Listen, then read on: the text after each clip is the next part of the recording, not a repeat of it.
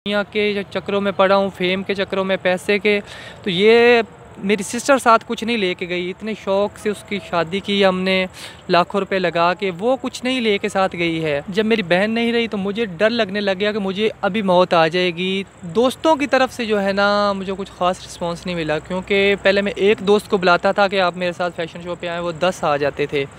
और जब मैंने शोबिज़ छोड़ा और मेरे पास और कोई काम नहीं था, तो मैं जब बुलाता था अपने दोस्तों को, यार आ जाओ मेरे पास कि मैंने जॉब का पता करना है, तो वो बस यार मैं इधर बिज़ी हूँ, इधर बिज़ी हूँ, मैंने यही कहता था।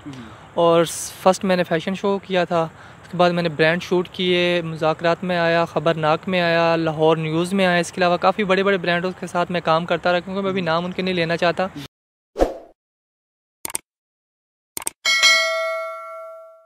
अस्सलाम वालेकुम, साइड टीवी के साथ मैं हूं आपका होस्ट नईब ज़हीर। नाजरीन, आज हम मौजूद हैं एक ऐसे नौजवान के साथ जो मॉडल थे और 6 साल इन्होंने मॉडलिंग की फ़ील्ड के अंदर गुजारे हैं। और लाहौर का कोई भी ऐसा फेमस होटल, जिसका भी आप नाम ले लें, कोई ऐसा होटल नहीं है जहां पे इन्होंने रैंप वॉक ना किया हो। बड़े बड़े ब्रांड्स इन्होंने शूट किए हुए हैं। आप किसी बड़े ब्रांड का नाम ले लें, उसमें इन्होंने मॉडलिंग की हुई है एज अ ब्रांड एम्बेसडर। ना सिर्फ ये मॉडलिंग करते थे, बल्कि ये बड़े बड़े फ़ैशन शो खुद भी ऑर्गेनाइज़ करते थे। लेकिन इनकी लाइफ में एक ऐसा इंसिडेंट हुआ जिसके बाद इन्होंने अपनी लाइफ को टोटल चेंज कर लिया और अपनी मॉडलिंग की लाइफ छोड़ के, और अपना जो इनका पहले गेटअप था, एक जो आजकल के लड़कों का होता है, उसके अलावा बियर्ड और लंबे लंबे बाल, उन सब चीज़ों को ख़त्म करके इन्होंने अपने आप को टोटल इस्लाम की तरफ राग़िब कर लिया। और आज आप मेरे सामने इनको देख सकते हैं। आज इन्होंने दाढ़ी मुबारक रखी हुई है, और इसके अलावा इनके सर पे अमामा बांधा होता है, इन्होंने एक टोपी ली होती है। एक नमाज जैसे ही अजान होती है और नमाज के लिए मस्जिद को दौड़ पड़ते हैं। इनकी लाइफ में इतना बड़ा चेंज कैसे आया? तो अली अब्बास भाई हमारे साथ मौजूद हैं, चलिए इनसे बात करते हैं। अस्सलाम वालेकुम। वालेकुम अस्सलाम। सर कैसे हैं आप? अल्हम्दुलिल्लाह, आप कैसे हैं? ठीक है।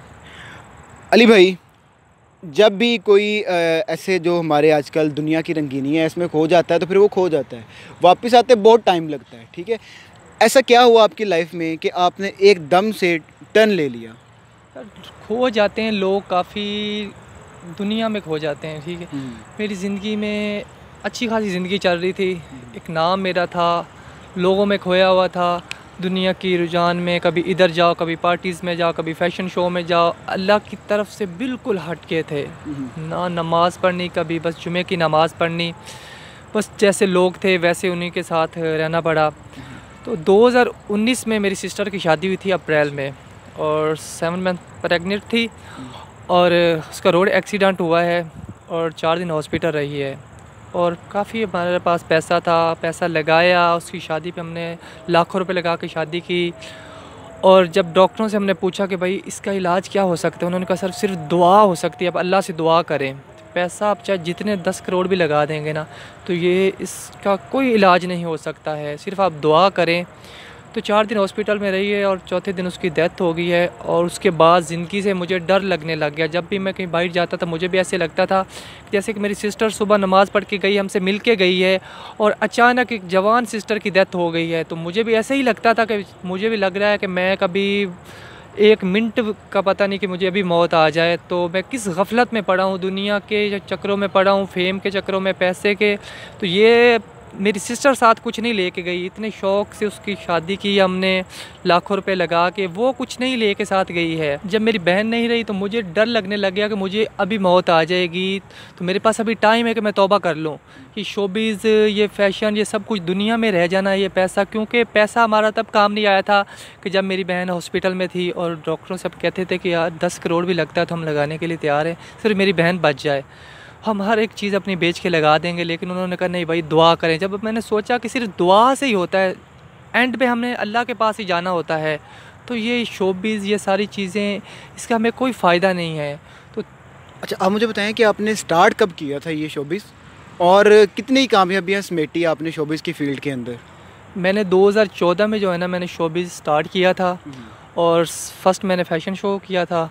उसके बाद मैंने ब्रांड शूट किए, मुज़ाकरात में आया, ख़बरनाक में आया, लाहौर न्यूज़ में आया। इसके अलावा काफ़ी बड़े बड़े ब्रांडों के साथ मैं काम करता रहा, क्योंकि मैं अभी नाम उनके नहीं लेना चाहता। काफ़ी ब्रांड्स के साथ मैंने काम किया है। इसके अलावा मैंने फ़ोटोग्राफ़र जो होते हैं उनके साथ भी मैंने शूट किए हैं। कि काफ़ी ब्रांड्स के साथ काम किया है और मैं 6 साल रहा हूँ। 2019 में मैंने आके ये छोड़ा है और अभी तक मुझे कॉल्स आती हैं उनकी कि आप आ जाएँ। और इसके अलावा मैं मॉडलिंग के अलावा कोऑर्डिनेटर भी था, लड़कियाँ लड़के भी अरेंज करता था। तो वो मुझे अभी तक यही कहते थे कि आप ऐसा करें, आप बैक स्टेज रहें, हमें लड़कियाँ लड़के अरेंज करके दे दें तो हम आपको पे करते रहेंगे। मैंने कहा यार, जब मैंने उस एक लड़के या लड़की को भेजना है, जो उसको गुनाह मिलेगा वही मुझे मिलेगा ना, क्योंकि बराबर के शरीक होते हैं। तो फिर मैंने बिल्कुल राब्ता ही ख़त्म कर दिया। जैसे जैसे मैं इस्लाम की स्टडी करता गया कि मुझे पता चला कि इस्लाम में तस्वीरें बनाना, प्रिंट निकलवाना गलत है, तो मैंने इसी जगह पे मैंने अपनी तस्वीरें जला दी। मैं आपको वीडियो भी दिखाऊंगा। इसके अलावा जैसे मुझे पता चला कि गैर महरम से बात करना भी गुनाह है, तो मेरे पास कुछ लड़कियों के 800 से 900 नंबर थे और टॉप मॉडल्स के थे, जिनसे लोग मिलने के लिए पैसे देते थे और वो मुझसे रब्ता करती थी। मैंने उनके नंबर डिलीट कर दिए, उनको ब्लॉक कर दिया और मैंने अपनी ज़िंदगी से हर एक चीज़ वो ख़त्म कर दी। शोबिज़ से मैंने जहाँ पे हज़ारों रुपए लगा के मैं वीडियो बनाने जाता था आउट ऑफ सिटी सॉन्ग्स पे, मैंने वो सारी डिलीट कर दी। मेरे बड़े बड़े बाल थे, कभी सोचा भी नहीं था कि मैं बाल कटवाऊँगा अपने, ऐसा मनूँगा। मैंने अपने बाल कटवा दिए। काफ़ी फ्रेंड्स कहते थे कि यार आप रहने दो, बाल अपने ना कटवाएँ, आप ऐसे ही जो है इस्लाम की तरफ आ जाएँ। लेकिन यार, जब मैं शोबिज़ में था तो मैं फ़ैशन करता था, हर एक चीज़ करता था शोबिज़ के हिसाब से, दुनिया के हिसाब से। अब मैं अल्लाह की तरफ जा रहा हूँ तो मैं अल्लाह के हिसाब से बनूँगा ना। मैंने अपने बाल कटवा दिए, दाढ़ी रख ली और जैसे मेरी ज़िंदगी में रमज़ान आया और मैंने कभी सोचा भी नहीं था कि मैं कभी 29 रोज़े, इस दफ़ा आया कि मैं 29 रोज़े या 30 रखूँगा। और जैसे रमज़ान आया और मैंने 30 रोज़े रखे, उसके बाद शवाल के मैंने 6 रोज़े रखे। जैसे ही कोई इस्लामिक रोज़ा आता है 9 मुहर्रम का, 10 मुहर्रम का, मैंने वो भी रखे। कहीं पे भी मैं जाता हूँ, मैं अपना काम छोड़ के सिर्फ़ अब अल्लाह के रास्ते पे जाता हूँ कि अज़ान आती है और मैं नमाज़ पढ़ने के लिए चला जाता हूँ। मुझे लाखों रुपए का भी फ़ायदा हो रहा ना, मैं वो सारे काम छोड़ के पहले नमाज़ पढ़ता हूँ, क्योंकि हो सकता है यही सोचता हूँ कि मेरी ज़िंदगी की ये आखिरी नमाज़ हो और यही मेरी कबूलियत का वक्त हो, इसीलिए मैं ये सब कुछ छोड़ के जाता हूँ। अच्छा, मुझे अब ये बताएं कि जैसे आपने छोड़ा, आपने मॉडलिंग छोड़ी और जो आपके दोस्त हैं, आपके इर्द गिर्द रिश्तेदार हैं, उनका क्या रवैया था आपके साथ? वो खुश हुए या ज़ाहिर बात है कुछ लोग मतलब के लिए भी आपके साथ चल रहे होते हैं, तो उनकी तरफ से आपको क्या रिस्पॉन्स मिला? दोस्तों की तरफ से जो है ना, मुझे कुछ ख़ास रिस्पॉन्स नहीं मिला, क्योंकि पहले मैं एक दोस्त को बुलाता था कि आप मेरे साथ फ़ैशन शो पे आएँ, वो 10 आ जाते थे। और जब मैंने शोबिज़ छोड़ा और मेरे पास और कोई काम नहीं था, तो मैं जब बुलाता था अपने दोस्तों को, यार आ जाओ मेरे पास कि मैंने जॉब का पता करना है, तो वो बस यार मैं इधर बिज़ी हूँ, इधर बिज़ी हूँ। मैं उन्हें यही कहता था कि यार, उन्हें यही होता था ना कि इसने अब मौलवी बन गया, इसने ऐसी बातें करनी। उन्हें मना करता था कि लड़कियों से बातें ना करें, आप ये सॉन्ग्स पे वीडियो ना बनाएं, सॉन्ग ना सुने। मैं अक्सर उनके मोबाइल से भी डिलीट कर देता था ये चीज़ें। तो फ्रेंड्स ने जो सब छोड़ दिया और मैं कुछ दिन पहले देख रहा था, जो शोबिज़ का मेरा बेस्ट फ्रेंड था, मैंने उसे मैसेंजर पे देखा और उसने मुझे ब्लॉक किया हुआ है। क्योंकि मैंने उससे एक दो दफ़ा मेरी बात हुई थी, जब मैंने खुद को चेंज किया, मैंने पूछा उससे कि आप क्या करें। मैंने उससे बताया कि यार अब दीन की तरफ आओगे, मैंने सब कुछ छोड़ दिया, आप भी छोड़ दो। तो ऐसी बातें करता था। 2-3 दफ़ा बात हुई और रात को मैं देख रहा था कि उसने मुझे ब्लॉक किया हुआ है। मैं देख रहा था यार, वो बंदा जो आउट ऑफ सिटी से मैं उसे कॉल करता था वो आ जाता था, आज वो काफ़ी मंथ हो चुके हैं वो मुझसे बात नहीं उसने की है। कि ये था उसे कि यार ये बात करेगा तो ये वही इसकी बातें इस्लामिक होगी, ऐसे का जो ऐसे कर दो। आपने वहाँ कितने पैसे आप वहाँ कमाते थे जब शोबिज़ में थे, और अब जब शोबिज़ छोड़ा है तो आपकी जो फाइनेंशियल लाइफ है वो डिस्टर्ब हुई है कि नहीं हुई? शोबिज़ में अच्छा पैसा कमा रहा था मैं, कुछ ही दिनों में जितना एक जॉब करने वाले इंसान कमाता है ना, मैं कुछ दिनों में वो पैसे इतने कमा रहा था।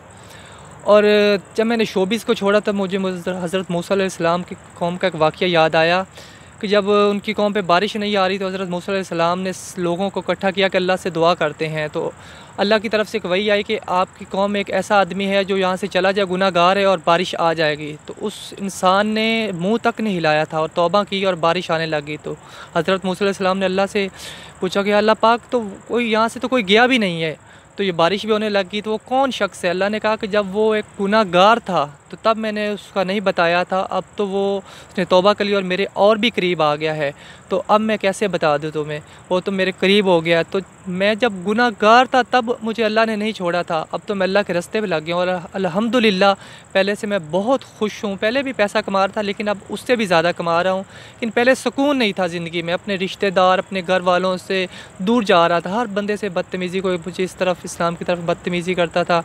लेकिन अब समझा हूँ इस्लाम को और अपने घर वालों को ज़्यादा से ज़्यादा टाइम देता हूँ और अपने फ्रेंड्स को भी समझाता हूँ कि यार आप ये दुनिया की बातें छोड़ दें, इस्लाम की तरफ आ जाएं।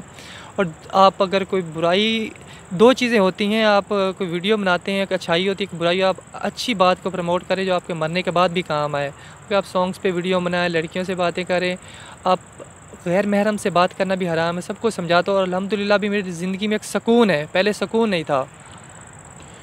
जी, तो अली अब्बास भाई हमारे साथ मौजूद थे। आपने इनकी बातें सुनी, किस तरह इन्होंने अपनी ज़िंदगी को बदला। और इनका कहना ये है कि पहले मेरी लाइफ में फ़ेम था और पैसा था, लेकिन अब मेरी लाइफ में पैसा भी है और सुकून भी है। और जवानी की जो तौबा होती है उसका तो रुतबा बहुत अजीम होता है अल्लाह के नज़दीक।